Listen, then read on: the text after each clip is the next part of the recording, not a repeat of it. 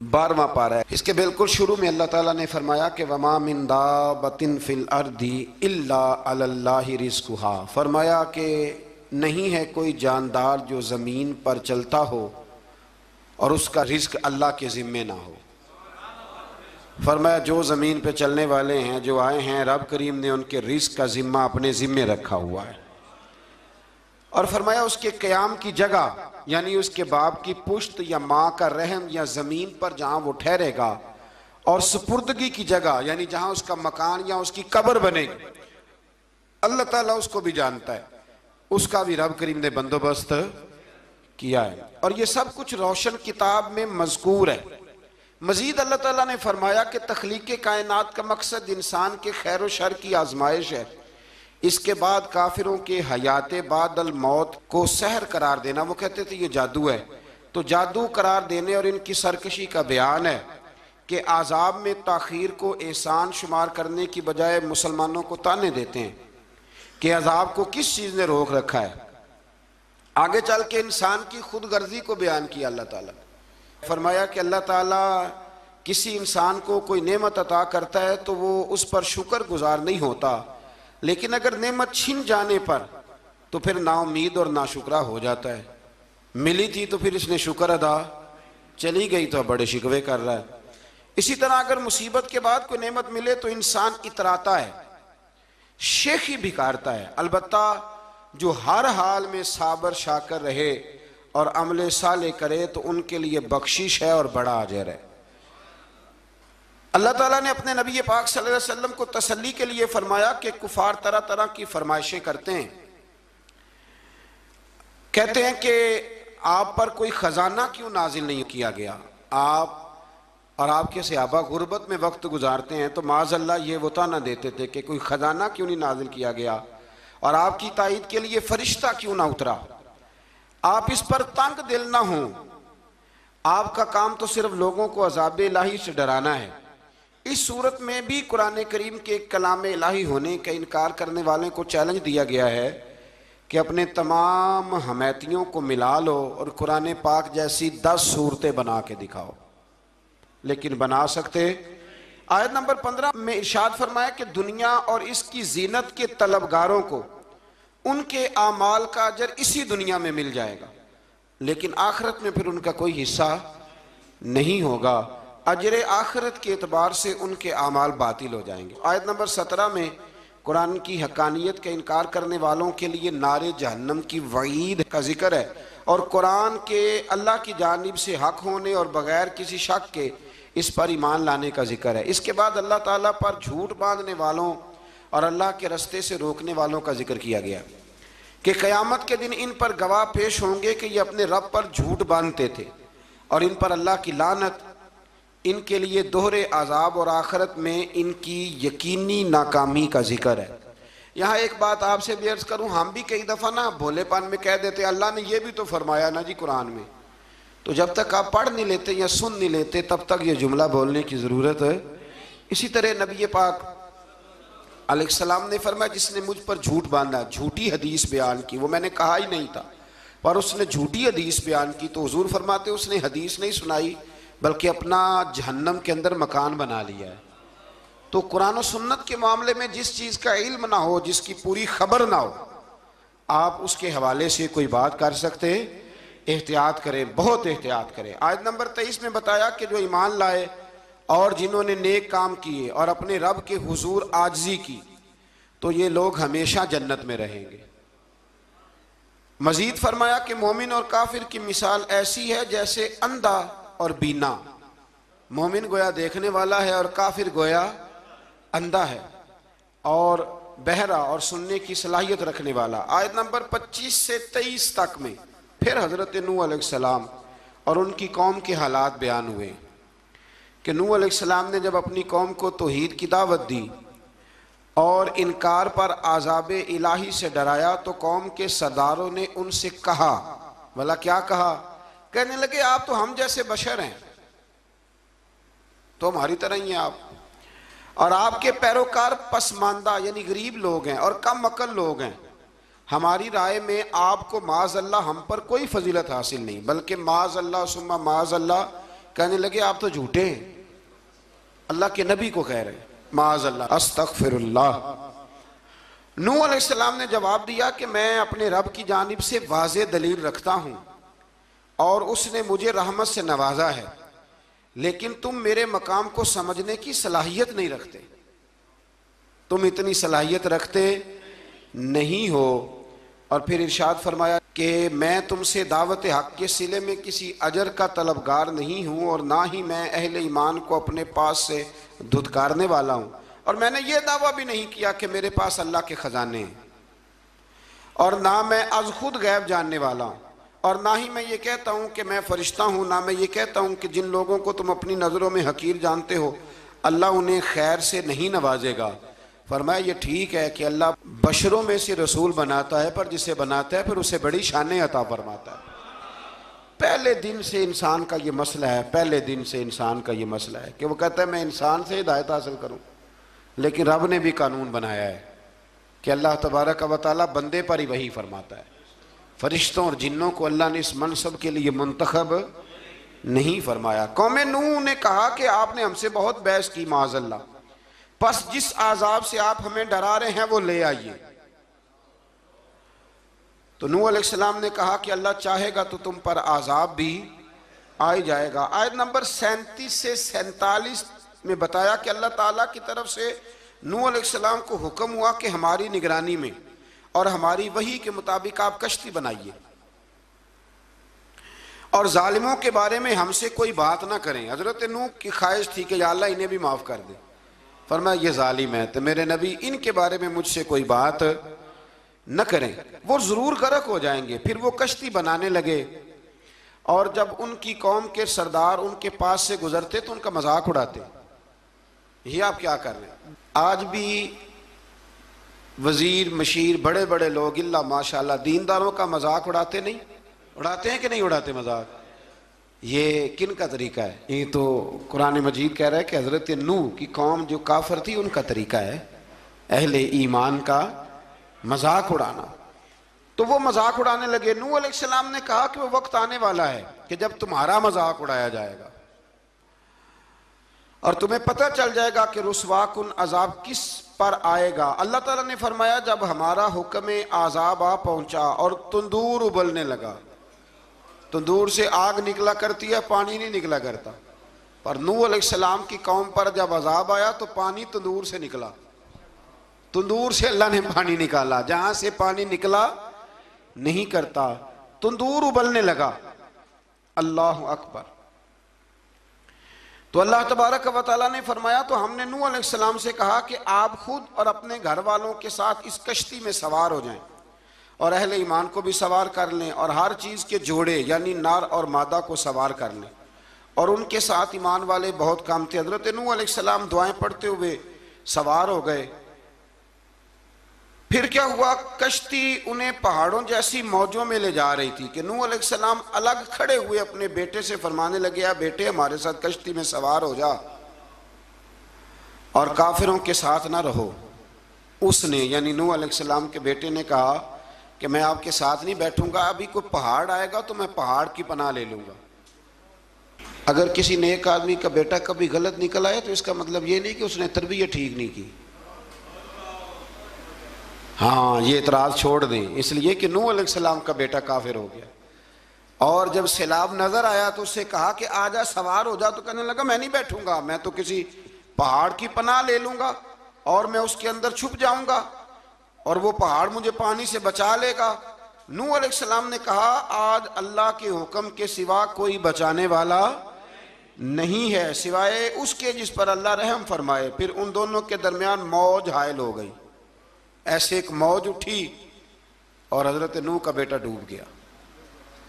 اور جب حضرت نوح کا بیٹا ڈوبا اللہ کی طرف سے حکم ہوا اے زمین اپنا پانی نگل لے، اے آسمان تھم جا، اور پانی خوش ہو گیا، اللہ کا فیصلہ نافذ ہو گیا اور کشتی کوہ جودی پر ٹھہر گئی۔ نوح علیہ السلام نے اللہ سے التجا کی کہ اے میرے پروردگار میرا بیٹا اور میرے اہل سے ہے اور تیرا وعدہ سچا ہے کہ تم میرے اہل کو بچا لے گا۔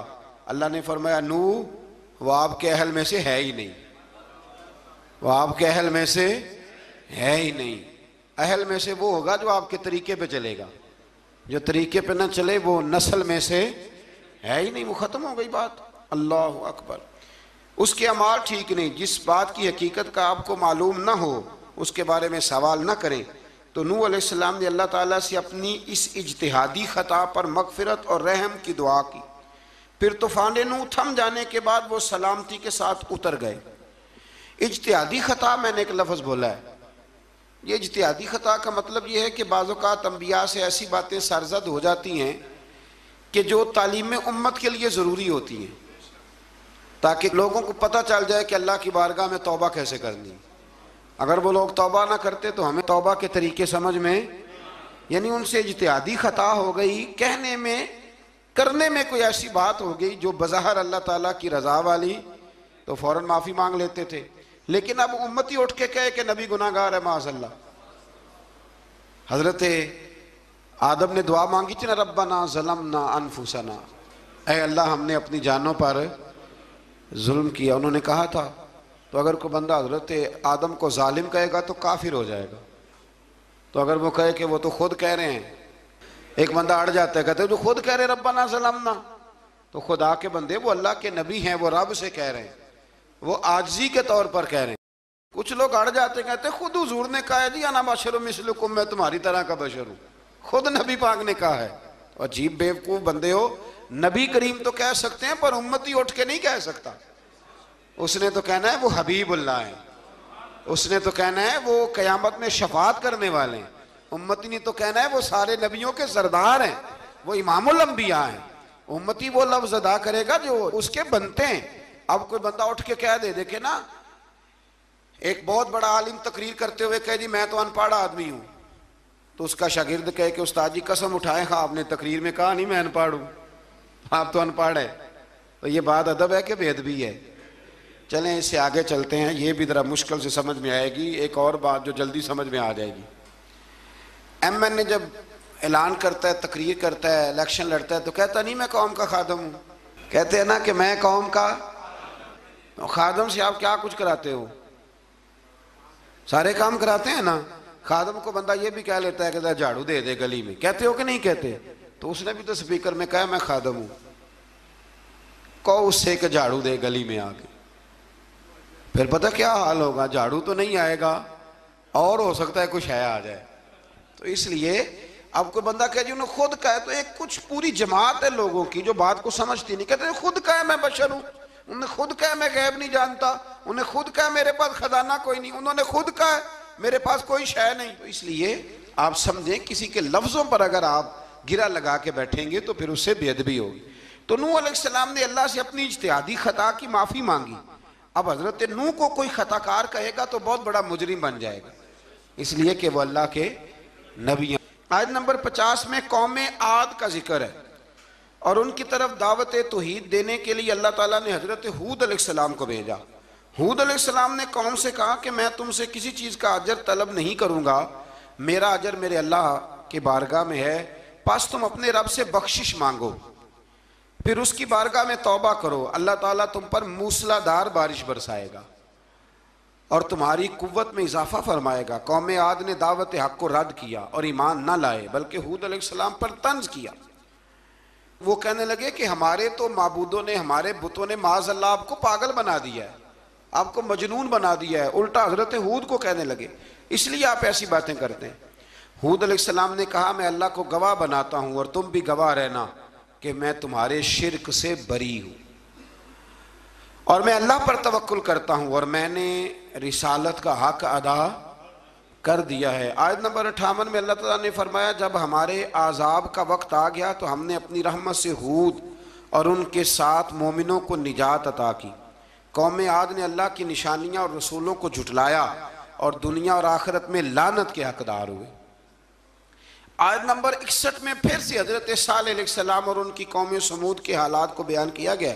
حضرت صالح نے کہا ہے میری قوم اللہ وحدہ لا شریک کی عبادت کرو، اس سے بخشش طلب کرو، اس کی بارگاہ میں توبہ کرو، اس نے تمہیں زمین سے پیدا کیا ہے، اس پر آباد کیا ہے۔ جواب دیا ہے صالح ہمارے آباء و اجداد کے معبودوں کی عبادت کو روکنے سے پہلے ہمیں آپ سے بڑی امیدیں تھیں، اور اب آپ ہمیں روکنے لگ گئے ہیں باپ دادا کے دین سے۔ لیکن اب ہمیں آپ کی دعوت کے بارے میں شکوک ہیں۔ صالح علیہ السلام نے اپنی قوم سے کہا کہ یہ اللہ کی اونٹنی ہے اور یہ تمہارے لیے نشانی ہے، اسے چرنے کے لیے آزاد چھوڑ دو اور اسے تکلیف نہ دینا۔ اللہ اکبر، ورنہ تمہیں عذاب پہنچے گا۔ انہوں نے اونٹنی کی کونچیں کاٹ ڈالیں۔ صالح علیہ السلام نے کہا تم صرف 3 دن اپنے گھروں میں مزے اٹھا لو، 3 دن، پھر اللہ کا یقینی عذاب آئے گا۔ پھر ایک چنگاڑ نے ان کو آ دبوچا، وہ اپنے گھروں میں گھٹنوں کے بل اوندے پڑے رہ گئے۔ صرف صالح علیہ السلام ان کے ساتھ اہل ایمان اس عذاب سے بچے۔ یہ 3 قوموں کا ذکر ہو گیا، نوح علیہ السلام کی قوم کا بھی، ہود علیہ السلام کی قوم کا بھی، اور حضرت صالح علیہ۔ آگے اللہ تبارک و تعالیٰ نے آیت نمبر 69 میں اس بات کا بیان فرمایا کہ حضرت ابراہیم علیہ السلام کے پاس فرشتے بشری شکل میں آئے، انسانی شکل میں۔ انہوں نے اجنبی مہمانوں کے لیے بچڑے کا بھنا ہوا گوشت تیار کرایا۔ آپ یقین کریں کچھ باتیں لوگ ایسی بیان کرتے ہیں کہ جن کو نہ سن کے بندے کا دل کرتا ہے کہ اس بندے کو بتائیں کہ یار یہاں تو دین سارا پڑھ۔ ایک صاحب مجھے کہنے لگے جی میں ایک پیر صاحب کے پاس گیا تھا تو بڑی مرغن غذائیں تھیں، انہوں نے میری بڑی خدمت کی پر مجھے نہیں اچھا لگا، پیروں کو چاہیے سادی روٹی رکھیں۔ میں کہ تو پیراں واسطے لسٹ بنا خاں انہوں نے کس طرح دا ہونا چاہیے۔ یہ بہت بڑی مصیبت ہے۔ اگر آپ سادہ کھانا کھلا دیں تب بھی اعتراض ہے، اچھا کھلا دیں کہنے رولا ہے کوئی پیر چوکھے مالدار میں، دونوں طرف سے مسئلہ۔ تو کہنے لگا جی نہیں پیروں کا کیا کام ہے، وہ کڑائیاں اور وہ سارے۔ تو پھر میں نے انہیں کہا کہ آپ اس طرح کریں، گھر جا کے نا تو 12ویں سپارے کی تلاوت کریں۔ حضرت ابراہیم نے اپنے مہمانوں کے لیے بھنا ہوا کھانا تیار فرمایا تھا۔ تو آپ کیا کہیں گے کہ حضرت ابراہیم درویش نہیں تھے؟ عجیب بات ہے بھئی، آپ ہر بات میں اڑ جاتے ہیں۔ دین ہم نے وہ لینا ہے جو اللہ کا قرآن ہمیں دیتا ہے اور رسول اللہ کی حدیث ہمیں دیتی ہے۔ جب انہوں نے دیکھا کہ مہمان کھانے کی طرف ہاتھ نہیں بڑھا رہے تو ان کو ڈر محسوس ہوا۔ حضرت ابراہیم کو فرشتوں نے کہا کہ ہمیں قوم لوط علیہ السلام کے عذاب کے لیے بھیجا گیا ہے۔ حضرت ابراہیم کی بیوی کھڑی تھی، اس پر وہ مسکرائیں تو فرشتوں نے اللہ کی طرف سے انہیں حضرت اسحاق علیہ السلام اور اس کے بعد حضرت یعقوب علیہ السلام کی بشارت عطا۔ اسحاق علیہ السلام حضرت ابراہیم کے بیٹے ہیں اور یعقوب علیہ السلام پوتے ہیں، اور یعقوب علیہ السلام کے بیٹے یوسف علیہ السلام۔ ہاں اللہ اگر چاہے تو 7 نسلوں میں نبوت رکھ دیتا ہے اگر اس کی منشا ہو۔ تو حضرت یعقوب کی بشارت دی۔ انہوں نے حیرت سے کہا کہ ہم دونوں میاں بیوی تو بوڑھے ہیں، اس عمر میں اولاد کیسے ہوگی؟ تو فرشتوں نے جواب دیا اے ابراہیم کے گھر والو، تم پر اللہ کی رحمتیں اور برکتیں ہوں، اللہ کی قدرت پر تمہیں کیوں تعجب ہے؟ اللہ فرماتا ہے کہ بیٹے کی بشارت سن کر ابراہیم کا خوف دور ہو گیا اور پھر وہ قوم لوط کے بارے میں گفتگو کرنے لگے۔ ابراہیم بہت بردبار، اللہ سے آہوزاری کرنے والے اور اس کی طرف رجوع کرنے والے تھے۔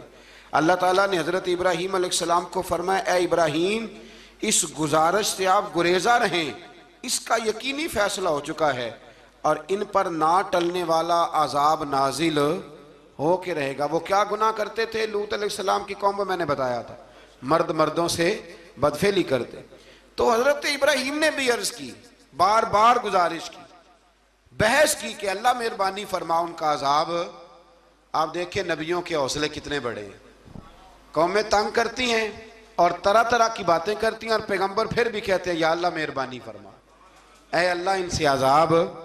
آیت نمبر 77 میں حضرت لوط علیہ السلام کی قوم کی بدعمالیوں اور لوط علیہ السلام کے اپنی قوم کو بدعمالیوں کے باعث فرشتوں کی آمد، قوم کے بدعمال لوگوں کے دوڑ کر آنے اور حضرت لوط کو ان کے سمجھانے اور ان کے انکار پر مضطرب ہونے کا ذکر ہے، جس پر فرشتوں نے حضرت لوط کو تسلی دی کہ آپ فکر نہ کریں، ہم آپ کے رب کے فرشتے ہیں، یہ آپ اور ہم تک نہیں پہنچ سکیں گے۔ آپ رات کے آخری حصے میں قوم کی طرف توجہ کیے بغیر ہجرت فرما لیں، اس لیے کہ صبح کے وقت ان پر عذاب آئے گا۔ جب اللہ کا عذاب آیا تو اس نے بستی کے اوپر کے حصے کو نیچے کر دیا اور قوم لوط کے اوپر اللہ کی طرف سے لگاتار نشان زدہ پتھر برسائے گئے، لگاتار پتھر آئے۔ آیت نمبر 84 میں اللہ تعالیٰ نے حضرت شعیب علیہ السلام اور ان کی قوم کا ذکر فرمایا ہے اور ان کے جرائم کو بیان کیا گیا ہے۔ وہ ناپ تول میں کمی کرتے تھے، دوسروں کو چیزیں کم تول کر دیتے تھے۔ اللہ تعالیٰ نے ان سے فرمایا کہ فساد فی الارض سے باز آؤ اور اپنے سے پہلے سرکش امتوں کا انجام دیکھ لو۔ جب حضرت شعیب کی نصیحتوں کا ان پر اثر نہ ہوا تو پھر اللہ تعالیٰ نے انہیں بھی عذاب سے ہلاک کر دیا۔ آیت نمبر 94 میں فرمایا کہ جب ہمارا عذاب آیا تو ہم نے اپنی رحمت سے حضرت شعیب اور ان پر ایمان لانے والوں کو بچا لیا، اور ظالموں کو ایک زبردست چنگاڑ نے پکڑ لیا تو صبح وہ اپنے گھروں میں اوندے منہ پڑے تھے، گویا وہ کبھی وہاں آباد تھے ہی نہیں۔ آیت نمبر 96 میں حضرت موسیٰ علیہ السلام کو عطا کیے جانے والے 9 معجزات کا ذکر ہے۔ پھر فرعون اور اس کے پیروکاروں کے باطل روش کے باعث ان کی ہلاکت کا بھی ذکر فرمایا، اور دنیا اور آخرت میں انہیں ملعون یعنی لعنتی قرار دیا۔ جن بستیوں کو اللہ تعالیٰ نے ہلاک کیا ان میں سے بعض کے آثار موجود ہیں اور بعض کے آثار تک معدوم ہو چکے، ان میں سے ہر بستی والے اپنے ظلم کے باعث ہی ہلاک ہوئے۔ اللہ تعالیٰ کسی پر ظلم نہیں فرماتا، لوگ خود اپنی جانوں پر ظلم کرتے ہیں۔ جو شخص عذاب آخرت سے ڈرتا ہے اس کے لیے اس میں نشانیاں موجود ہیں۔ آیت نمبر 106 سے اللہ تعالیٰ نے انجام کے اعتبار سے لوگوں کی 2 قسمیں بیان کی، 2 قسمیں فرمایا، ایک ہیں سعادت مند لوگ اور دوسرے ہیں بدبخت۔ فرمایا بدبختوں کا ٹھکانہ جہنم ہے جس میں وہ ہمیشہ رہیں گے، اور نیک بختوں کا ٹھکانہ جنت ہے، وہ ہمیشہ اسی میں رہیں گے، اور ان کے لیے اللہ کی طرف سے نا ختم ہونے والی عطائیں۔ آیت نمبر 110 میں حضور صلی اللہ علیہ وسلم کو تسلی دی گئی کہ جس طرح یہ لوگ قرآن کے بارے میں اختلاف کرتے ہیں، اسی طرح قوم موسیٰ نے تورات کے بارے میں بھی اختلاف کیا تھا، اور اللہ نے ان کے اعمال کا پورا بدلہ انہیں دیا۔ آیت نمبر 112 سے سرکشی کو چھوڑ کر احکامات دین پر استقامت اختیار کرنے اور ظالموں کے ساتھ میل جول رکھنے سے بچنے کا حکم دیا گیا ہے، اور فرمایا کہ ظالموں سے میل جول کا انجام دوزخ کی آگ ہے۔ ہم لوگ نہ شکوہ کرتے ہیں، کسی حکومت کو بنے ہوئے 6 مہینے گزرتے ہیں تو شکوہ شروع ہو جاتا ہے، حالانکہ وہ خود تو نہیں نہ بنتے، ان کو کوئی بنانے والا ہے۔ تو ظالم کا جو مددگار ہوتا ہے وہ بھی ظالم ہوتا ہے، اس لیے احتیاط کریں۔ اور یہ صرف سیاستدانوں کی بات نہیں، دنیا کے ہر معاملے میں آپ غور کریں کہ آپ کسی ظالم کے مددگار تو نہیں۔ اللہ تعالی ہمیں حق پر استقامت عطا فرمائے۔ آیت نمبر 114 میں دن کے دونوں طرفوں میں اور ابتدائی رات کے کچھ حصے میں اللہ تعالیٰ نے نماز قائم کرنے کا حکم دیا ہے، رات کے کچھ حصے میں بھی نماز پڑھنی چاہیے، اور یہ بھی بتایا کہ بے شک نیکیاں گناہوں کو مٹا دیتی ہیں، اور یہ نصیحت قبول کرنے والوں کے لیے نصیحت ہے۔ آیت نمبر 120 میں اللہ تعالیٰ نے فرمایا کہ ہم آپ صلی اللہ علیہ وسلم کو رسولوں کی تمام خبریں آپ کے دل کی تسکین اور تقویت کے لیے بیان کرتے ہیں، اور ان میں مومنوں کے لیے نصیحت اور عبرت ہے کہ ان ساری باتوں سے عبرت پکڑ لو۔ بچہ صرف وہی جو اللہ کے نبیوں کے طریقے پہ چلا اور نبیوں کے ساتھ رہا، باقی بچ سکے نہیں۔ اللہ تعالیٰ کی طرف سے توحید و رسالت اور وقوع قیامت کے دلائل بھی ہیں۔ آیت نمبر 123 میں فرمایا کہ آسمانوں اور زمینوں میں سب غیب اللہ ہی کے ساتھ مختص ہیں، اور ہر کام اسی کی طرف لوٹایا جاتا ہے۔ آپ اسی کی عبادت کیجئے، اسی پر توکل کیجئے، اور آپ کا رب لوگوں کے اعمال سے غافل نہیں ہے۔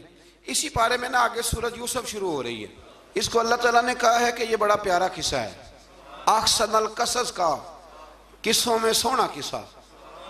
تو یہ کچھ 12ویں پارے میں اور کچھ 13ویں پارے میں ہے۔ میں نے یہ ارادہ کیا ہے کہ یہ ایک ہی دن پوری بیان کی جائے، وہ آدھا معاملہ ہو جائے گا نا تو کچھ تھوڑا سا نا ربط۔ میں چاہتا ہوں کہ قرآن میں تو ربط ہے، لیکن ہم جب بیان کریں گے تو شاید ہماری گفتگو میں ربط، یہ احسن القصص ہے، اور اتنی شاندار اس کے اندر باتیں، اور کوئی انسان اگر مکمل ہونا چاہے تو حضرت یوسف علیہ السلام کے قصے کو پڑھے، اور کوئی شخص اگر صحیح معنوں میں خدا کے فضل سے آگے بڑھنا چاہے تو اس کے لیے یہ بہت بڑی عبرت ہے۔ اللہ تعالیٰ توفیق عطا فرمائے۔